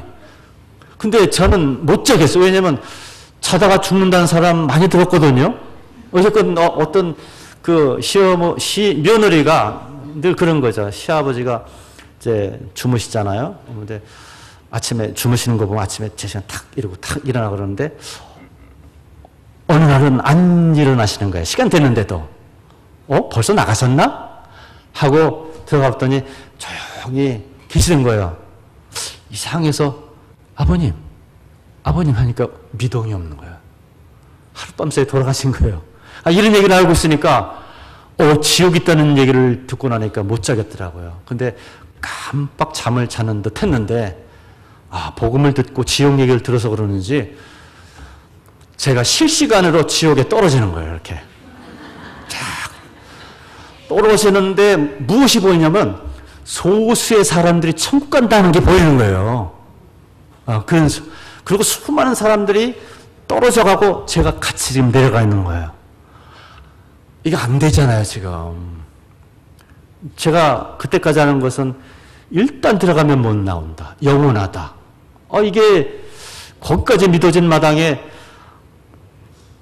이게 나한테 이 일이 이루어졌나 하니까 그 현장에서 소름 끼치는 거예요. 떨어지면서. 그러니까 나도 저 사람들처럼 저 위로 가야 되는데, 천국으로 가야 되는데 이건 아니야 하고 몸부림치다가 톡 하고 보니까 꿈이더라고요. 이 꿈이라고 하는 것이 의식이 들어오면서 제일 첫 번째 제가 가졌던 것이 뭐냐면 다행이다. 다행이다였어요. 진짜인 줄 알았는데 다행이다. 그래서 온몸에 땀이 나더라고요. 그래서 빨리 저녁 되기를 기다렸어요. 복음 집회 가려고. 내가 그렇게 저녁을 기다린 적이 없어요. 기다렸어요. 팍 갔어요. 가서 딱 앉아있는데 어떤 장면이 눈에 딱 들어오냐면 애기 여분 아줌마가 막 이렇게 이제 오는데 뒤미쳐 보니까 남편 같더라고요. 멱살을 잡고 막 흔드는 거예요. 애기는 뒤 옆에서 흔들흔들대고 막 욕해가면서 여기 왜 오냐 그러는데 애기 없는 아줌마는 이게 들어야 된다고 같이 듣자고 막 그러는 거예요. 근데 남편이 막 욕하면서 그걸 보면서 딱 들어온 의식이 있었어요. 저 애기 엄마는 나처럼 어제 들은 사람 같고, 저 남편은 무조건 싫은 것 같고, 예편나가 지금 이럴 때가 아닌데 해가면서. 근데 내 순간에, 저 두 운명이 저기 있구나, 느껴지더라고요. 그리고 저 애기 여분 엄마가 지금 먼저 믿었거나, 잘 모르잖아요. 그런 사람이겠구나. 이렇게 앉아서 시작하기 전에 그 장면이 옆에 보이더라고요. 그리고 또 이제 복음이 증거됐어요. 그날 저녁도 이제 걱정이 되잖아요. 아직 해결은 안 됐고, 잠자는 게 또 이게, 또 그런 악몽 꾸면 어떡하냐. 내 마음대로 조정할 수도 없는 문제고. 근데, 그러니까 안 자는 게 상책이잖아요. 제가 아까 그 스님처럼은 아니지만, 벽에 기대서 잠들면 안 돼 하고, 이렇게 했는데, 또 깜빡 잠에 빠졌네요. 근데 이번에는 상황이 달라요. 하여튼 그때 제 의식은 그랬어요. 그 백열정구 같은 내 몸이 그런 느낌이고 환해지는 것 같은 의식이 들었어요. 그러면서 한 가지 음성, 이제 너무 오해하지 마십시오. 개인적인 거니까. 그냥 꾸며낸 얘기가 아니라 사실이라서 그냥 말씀드릴 뿐이지 꼭 이래야 된다 그런 건 아닙니다. 모델이나 그런 건 아니에요. 개인적으로 경험됐던 건데. 근데 어쨌든 누가 말했는지 안 했는지 제 의식 가운데 너 정말 믿느냐 하는 그런 질문이었어요. 그러니까 제가 그냥 바로 지체음 없이 네 믿습니다 하는데 또 깨어났어요. 그래 어제와는 좀 다르더라고요 느낌이. 그래서 이제 가는 날 그날 저녁에 복음이 예수님이 날 위해서 돌아가셨다. 다 해결해 주셨다. 그 피로 사람이 할 수 없는 것을 하나님이 아들을 통해서 그 피로 영원히 용서해 주셨다. 성경은 하나님의 요구는 다른 요구가 아니라 이 아들, 십자가에 대신 죽으신 그리고 부활하신 이 아들을 주님으로 받아들이는 거, 인정하는 거, 그거면 다 된다. 하나님이 부족해서 뭘 요구해서 하는 장사 이게 아니다. 정말 순수하게 사랑하여 아들까지 내어주셨다. 그때 믿어지더라고요. 이 사실을 믿는 분 손드십시오. 그럴 때 지체 없이 손들었어요. 이렇게. 아까 그 아줌마도 있는가 봤더니 보이진 않더라고요. 어디 앉았는지. 근데 저는 분명히 손 들었어요. 아, 정말 믿습니다.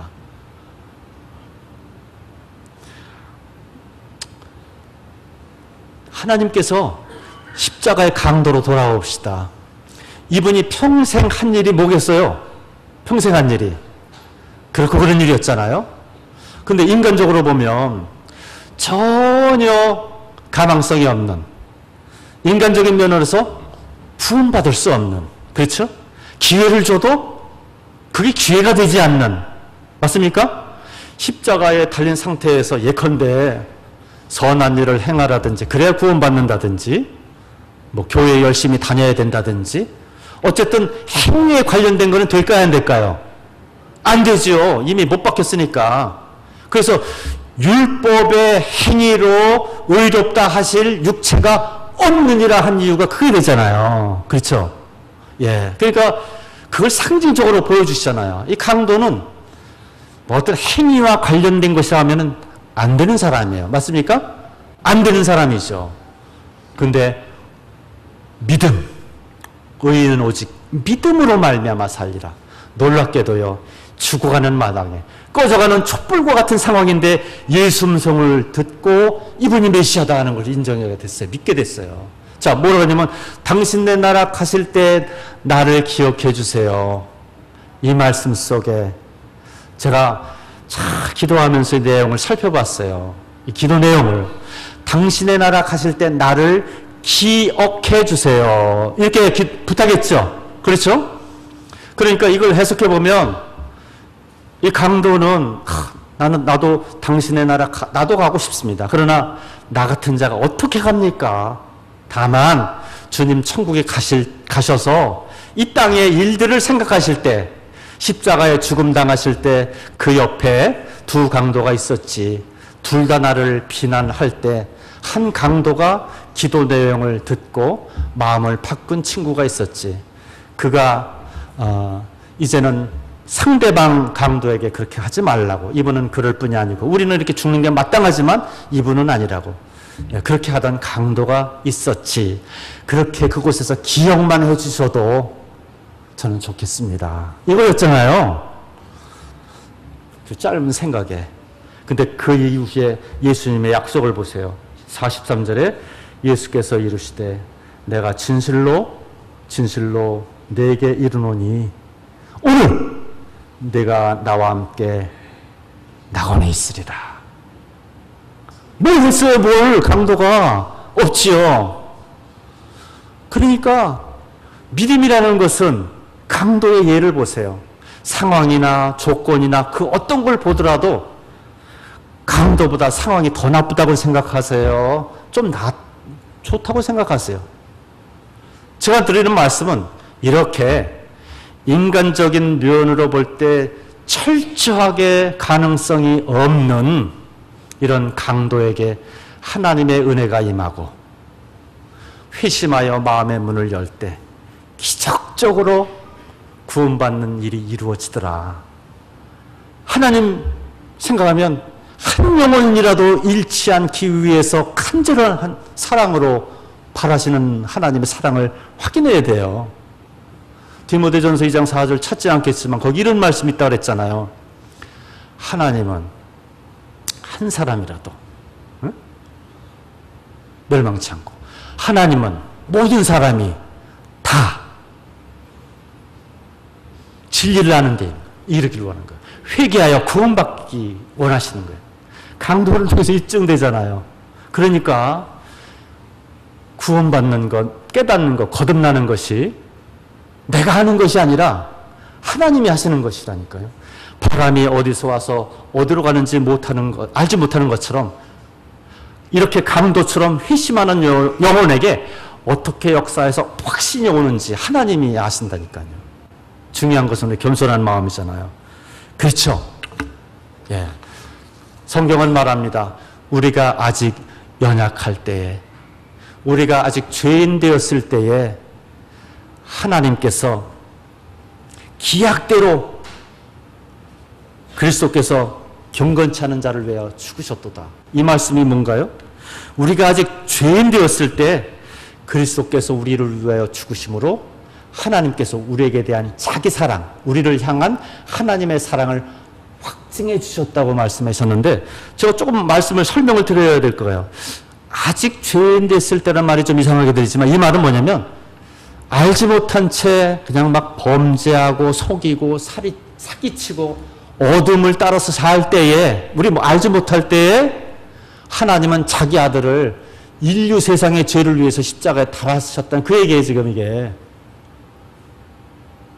다시 말하면 한 사람으로 보면, 제가 사기치고 강도짓하고 빼앗고 온갖 못된 짓하고 돌아다니잖아요. 그렇죠?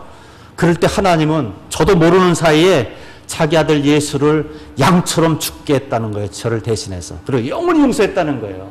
이게 그 얘기예요. 아직 죄인 되었을 때 그리스도께서 우리를 위하여, 나를 위해서 죽으셨는데, 어디에서요? 십자가에서. 그건 뭐냐? 나를 향한 하나님의 사랑이라는 거죠. 여러분을 위한 사랑이라는 거죠. 이것이 들려지고 마음에 받아들여지면 강도처럼 구원받게 되는 거예요. 그게. 그리고 또 한 가지는 뭐냐면, 히브리서 9장 말씀인데 찾진 않겠습니다만은, 옛날 어제 제사 얘기했잖아요. 한 사람 포함하면 끌고 오고. 예. 그래서 양이나 염소나 이런 짐승의 피로 아니고 오직 어린 양 같으신 아들 예수 그리스도의 피가 우리의 모든 죄를 영원히 용서하시느니라. 이렇게 말씀하고 있어요. 그 염소와 송아지 피로 하지 않고 예수님의 피로 영원히 했다는 거예요. 이걸 깨달으셔야 돼요. 에덴 동산에서 해입고 그게 아니라니까요. 그래서 가죽옷을 해입혀서 해결했다 그랬잖아요. 짐승 끌고 오고 안수하고 죽이고 제사하고, 또 죄 보면 끌고 오고 안수하고 불태워서 죽이고 피 뿌리고 제사 끝내고, 똑같잖아요. 그거 나뭇잎이나. 이게 아니고 하나님은 이걸 통해서 말씀하신 거예요.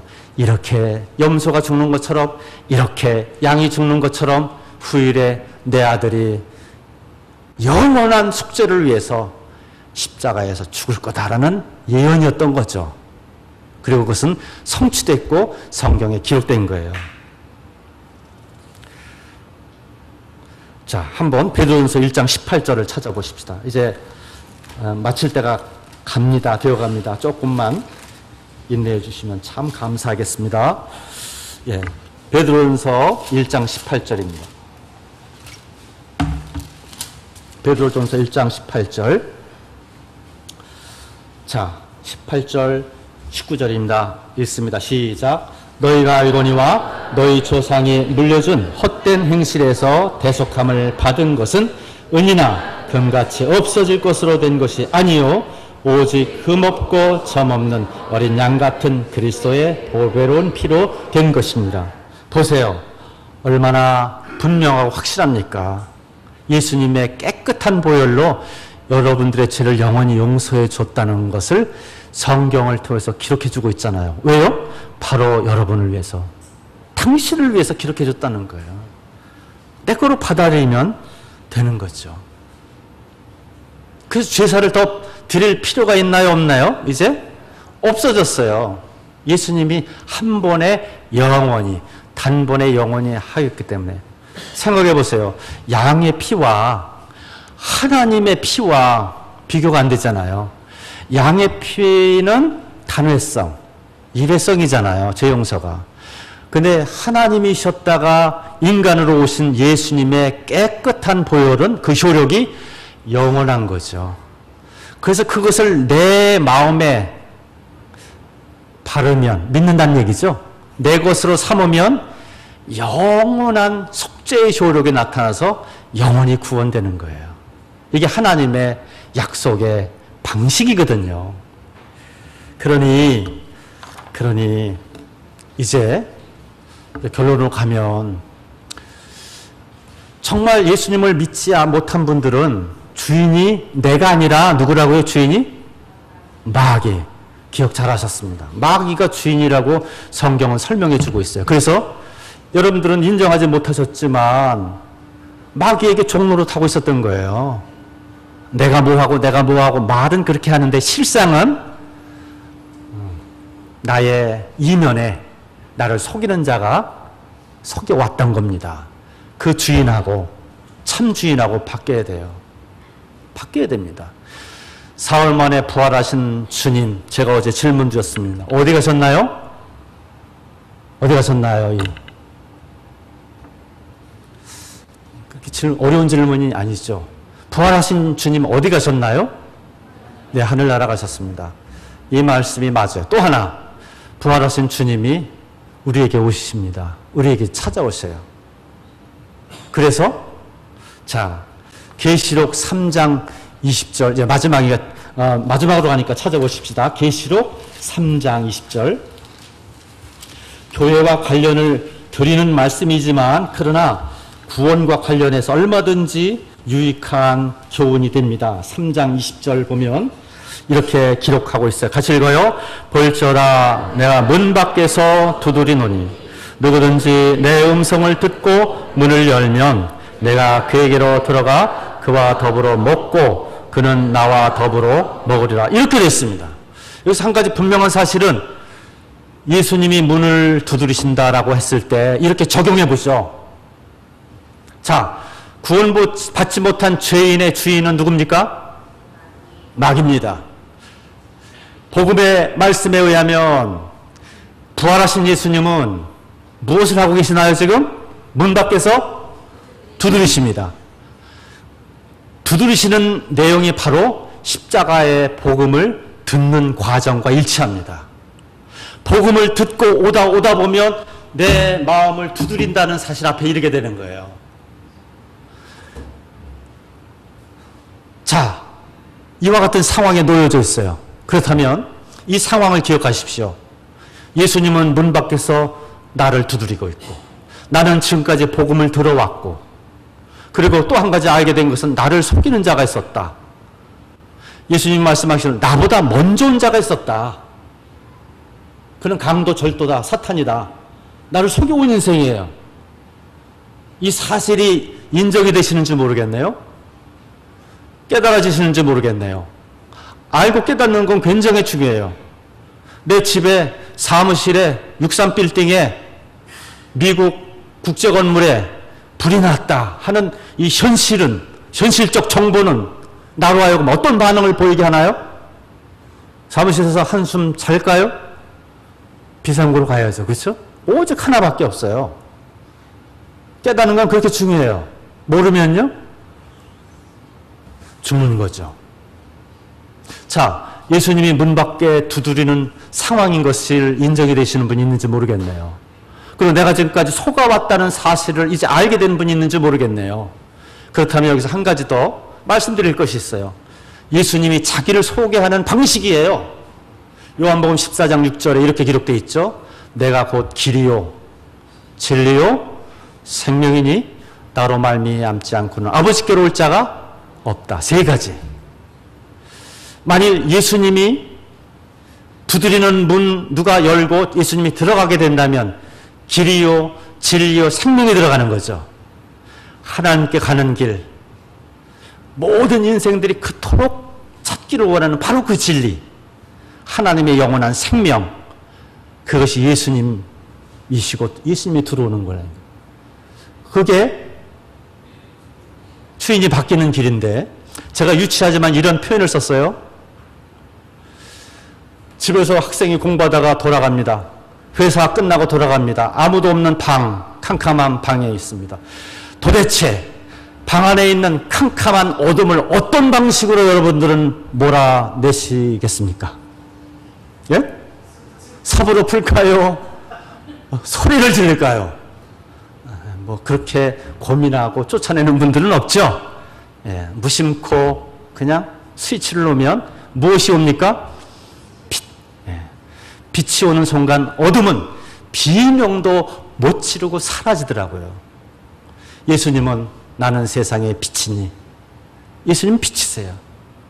빛으로 오셨어요. 우리는 흑암이에요. 누가 지배하기에, 누가 속이기에, 마귀가 속이니까. 예수님이 들어오는 순간 어둠은 사라지고 마귀는 소리도 못 지르고 쫓겨가겠죠. 주인이 바뀌는 겁니다. 요한복음 1장 12절에는요 영접하는 자, 곧 그 이름을 믿는 자. 이렇게 됐어요. 영접이 뭐죠? 모셔드리는 거죠. 모셔드리는 것. 모셔드리면 하나님의 자녀가 되는 권세를 주셨다 그랬어요. 왜 이렇게 됐을까요? 길이요 진리요 생명이신 예수님이 들어오셨으니 그런 방식으로 하나님의 자녀가 되는 것이에요. 이게 하나님의 방식이고 십자가의 강도가 그렇게 하여 믿음으로 구원받았다니까요. 강도가 그렇게 해서 하나님의 은혜를 입어서 구원받았다면 여러분들은 왜 못하겠습니까? 그렇죠? 여러분도 믿을 수 있죠. 제가 말씀을 준비하면서요, 제가 이 말씀을 꼭 해드려야 되겠다 하는 그런 말씀이 있어요. 뭐냐면, 왜 들어도 못 깨달을까? 왜 믿고 싶어도 못 믿을까? 하는 그런 거. 또 어떤 분은 나는 정말 믿어. 확실히 믿어. 분명히 믿어. 그런데 내가 확실히 믿고 분명히 믿는 이 믿음이 나는 분명하고 확실하다고 믿는데 하나님도 나처럼 이것을 분명하고 확실하다고 인정해 줄까? 이렇게 고민하는 분들도 있어요. 심리적으로. 뭐 어쨌든 그런 고민은 가능한 일이고 뭐 좋은 일입니다. 왜냐하면 찾고 있는 중이니까. 근데 성경에는 왜 들어도 잘 못 깨닫는지 그 이유를 명확하게 기록해 주고 있어요. 이 말씀이 도움이 될까요? 히브리서 4장 2절에 보면 이런 말씀이 있어요. 그들과 같이 우리도 복음 전함을 받은 자이나 들은 바 말씀이 복음이죠. 들은 바 말씀이 그들에게 유익하지 못한 것은, 이 말은 뭐냐면 복음을 들었는데도 믿기는 믿는데 뭐 확신이 안 돼요. 믿기는 믿는데 정말 이게 이 믿음이 진짜인지 아닌지 모르겠어요. 믿기는 믿는데 이게 하나님도 인정하시는 구원인지 이거 모르겠어요. 또 안 믿어져요. 뭐 그저 똑같아요. 이런 내용들이 있는데 히브리서 4장 2절 말씀은 그걸 언급하고 있어요. 왜 똑같이 복음 듣고 우리는 믿었는데 어떤 분들은 똑같이 믿고서도 아무런 효력도 없고 유익도 없고 그냥 그러냐 하는 이유가 여기 있어요. 복음을 듣는 자가 믿음과 개역성경에는 화합지 아니함이라 이런 말이 있고요. 개정개역에는 믿음과 결부시키지 못함이라 하는 표현이 있어요. 믿음과 결부시키지 못합니다. 그러니까 강도의 예로 다시 들어가면 그가 죽는 마당에 사심이 없죠. 영원한 나락에 떨어지는 마당에 무슨 소원이 있겠어요. 근데 예수님을 보니까 하나님의 도우심으로 깨우쳐진 거죠. 이분이 정말 메시아구나. 그래서 강도가 한 것은 따지고 뭐 깊이 의심하고 뭐 이럴 여지가 없어요. 그냥 깨닫는 대로 이분이 정말 그 말씀한 내용이 그의 영혼 속에 순수하게 그들의 받아들여져서 녹아지고 기록되고 화합되고 더 이상 분리될 수 없는 상태로 융합되어 버렸어요. 이게 그 얘기입니다. 두 개가 결합되어서 더 이상 분리되지 않고 하나로 이렇게 결합되고 융합되는 거. 순수해야만이, 겸손해야만이 내 영혼에 그것이 이루어지는 거예요. 불순물이 있으면 안 돼. 불순물은 교만, 의심, 인간적인 거 이런 것이거든요. 순수한 어린애 같은 마음으로. 이 강도가 이제 욕심이 뭐가 있나요? 재물이 욕심 있습니까? 뭐 없어요. 죽어가는 마당에 이제 끝이구나 할 때 깨우쳐진 거. 메시아구나. 세상에 이 절체절명의 마지막 순간에 이분을 만나다니. 이 순수한 믿음은 그분을 주로 받아들이게 된 거죠. 그리고 약속받은 거죠.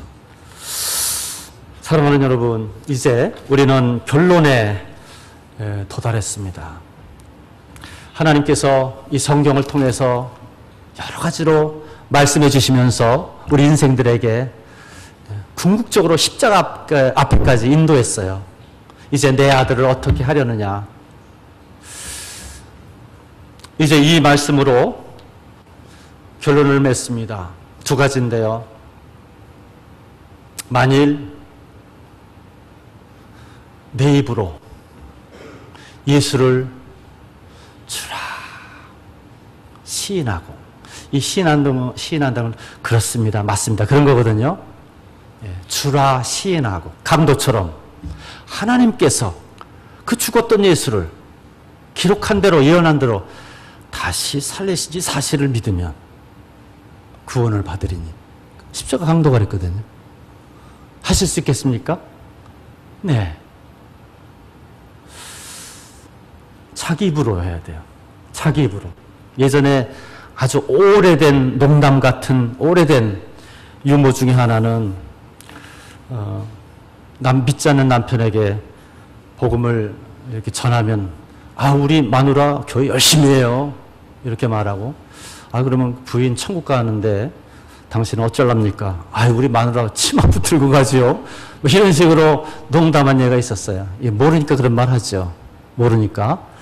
각자가 개인적으로 주님과 1대1로 만나야 되는 거죠. 주님, 저는 지금까지 속아 살아왔습니다.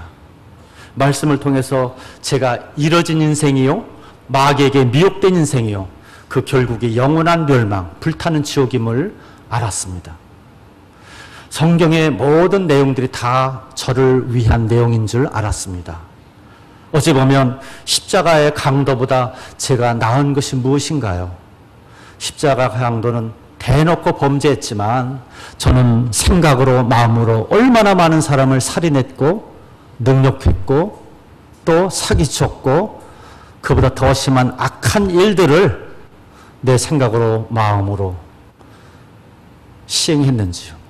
만일 내가 그것을 그대로 행위로 나타냈다면 십자가 강도보다 더 악한 자였을 겁니다.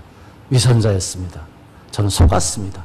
이제 주인이 바뀌기를 원합니다. 나의 죄를 위해서 십자가에 피 흘려 주시고 그 피로 영원히 용서해 주셨다고 기록된 이 성경, 주인공 되시는 예수님, 부활하신 예수님이 내 마음의 문을 두드리는 줄 믿습니다. 제가 이제 마음의 문을 엽니다.